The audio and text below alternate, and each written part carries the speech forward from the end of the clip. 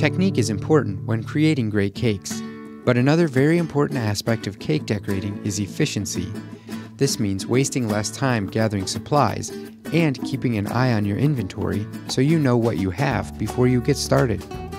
Having a clean, uncluttered work area helps make the production process more efficient. Be sure to have all of your supplies and product gathered before starting, including cakes, cake boards or drums, icing bags, tips, packaging materials, and any other decorations or equipment you'll need. This saves time as you won't be searching for items during production. Also prepare some channel racks with sheet pans spaced accordingly as a holding area for base iced cakes or finished orders. You also need to plan ahead for product to make sure you have what you need before you get started.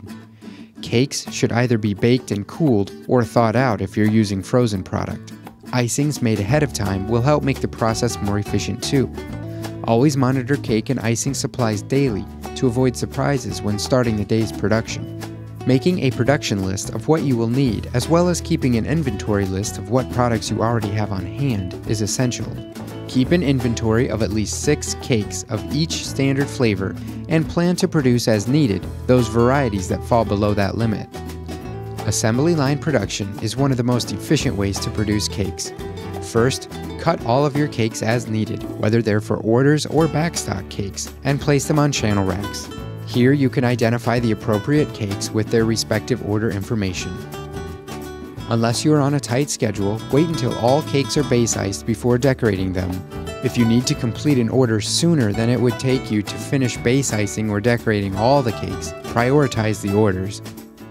Because you prepared your packaging materials at the very beginning, you can package the cakes right away.